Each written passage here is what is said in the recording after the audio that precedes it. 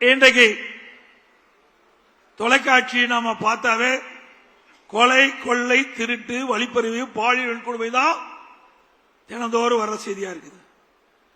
அப்பெல்லாம் பாத்தீங்கன்னா தங்க எண்ணெய் விலை, வெள்ளி எண்ணெய் விலையெல்லாம் வரும். இப்ப கொலை நிலவரம் என்ன நிலவரம் வந்துகிட்டு இருக்குது.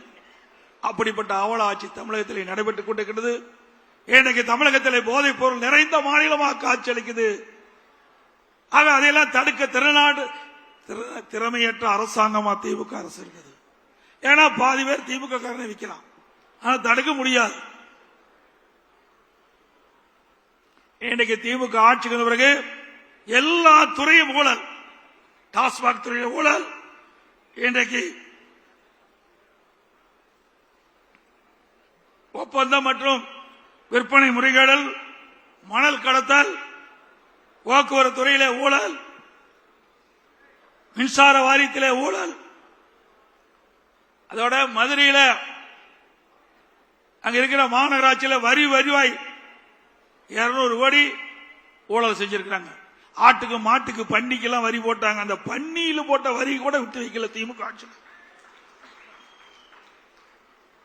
இப்பொழுது நகராட்சி குடிநீர் வழங்குகின்ற அமைச்சர் இன்றைக்கு அமலாக்கத்துறை பல்வேறு ஊழல் பட்டியல காவல்துறைக்கு அனுப்பிச்சிருக்கிறாங்க. எஃப்ஐஆர் போடணும். முதலா ஒருத்தர் போக போறார். முதலா ஒருத்தர் போக போறார். படிப்படியா போவாங்க. ஆக இன்னும் 2-3 மாதம் இருக்குது. 100 நாள் தான் இருக்குது தேர்தலுக்கு. அந்த 100 நாள்ல எத்தனை திமுக அமைச்சர்கள் எங்கு போவார்கள் தெரியும். பத்திரமான இடத்துக்கு போவாங்க. மின்சாரத்துறையில டிரான்ஸ்பார் டெண்டர் விட்டதுல ஊழல், ஒரே மாதிரி டெண்டர். இன்னைக்கு 3 லட்சத்துக்கு சொன்னா 12 பேரும் 3 லட்சத்துக்கு கோட் பண்ணியிருக்கிறாங்க. இப்படி அப்பட்டமாக ஊழல் செய்கிற ஒரே அரசாங்கம் திமுக அரசாங்கம். பத்திரப்பதிவு உங்களுக்கு எல்லாத்துக்கும் தெரியும். இப்படி இந்தியாவிலேயே பிரிச்சு பார்த்து பத்திரப்பதிவு செஞ்சு அதில் ஊழலிலே திளைக்கின்ற ஒரே அரசாங்கம் திமுக அரசாங்கம். விலையிலா வேட்டி சில அந்த ஏழைகளுக்கு கொடுப்பதில் கூட விட்டு வைக்கல, முறையா கொடுக்கல. தரமற்ற நூலை கொடுத்துட்டு அதுலயும் ஊழல். அப்புறம் தமிழ்நாடு குடிநீர் வடிகால் வாரியம், அதுல பராமரிப்பு பணி ஆண்டுக்கு ஒரு முறை டெண்டர் விடுவாங்க. இப்ப திமுக அரசாங்கம் அடுத்த முறை ஆட்சிக்கு வர முடியாதுன்னு தெரிஞ்சுக்கிட்டாங்க. 3 ஆண்டுக்கு ஒரு முறை டெண்டர் விடுவதாக கமிஷன் பெறுவதற்கு இப்பொழுது தயாராகிட்டாங்க.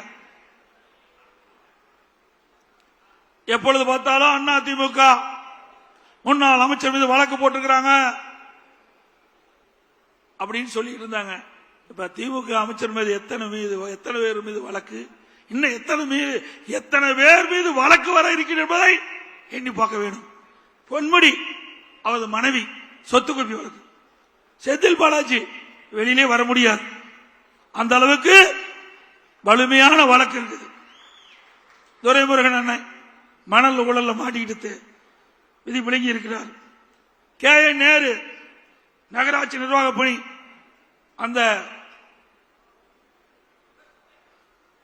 நிர்வாக பணி, அந்த பணிக்கு ஆள் எடுப்பதில் ஊழல், டெண்டர் ஊழல்.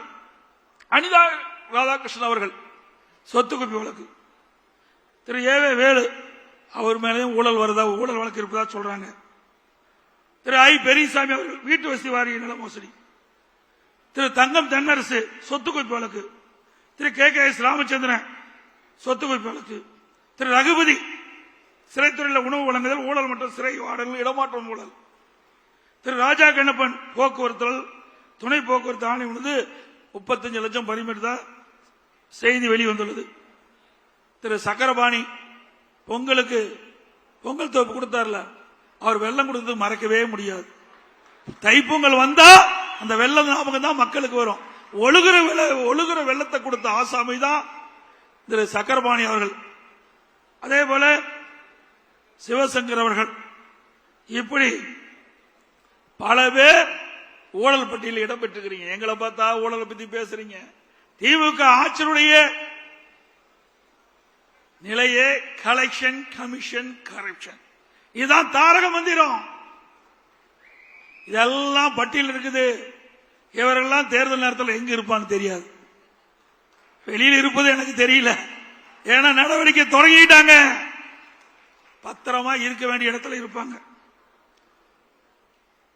திரு பழனிவேல் தியாகராஜன் நிதி அமைச்சராக இருக்கும்போது ஒரு ஆடியோவில் ஒரு செய்தி வெளியிட்டார்.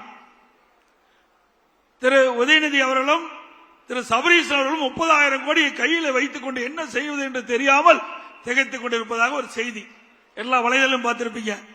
30,000 கோடி கொள்ளையடிச்சிருக்காங்கன்னா எத்தனை டிபார்ட்மெண்ட்ல எவ்வளவு கொள்ளையடிச்சிருப்பாங்க. இதையெல்லாம் அதிமுக ஆட்சிக்கு பிறகு தோண்டி எடுத்து சட்டப்பூர்வ நடவடிக்கை எடுக்கப்படும்.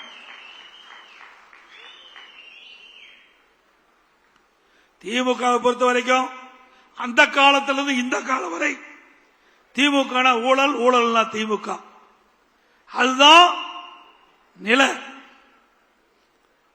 எப்பொழுது திமுக வந்தாலும் ஊழல் தொடர்ந்து வரும். இதுதான் தமிழ்நாட்டுடைய நிலைப்பாடு.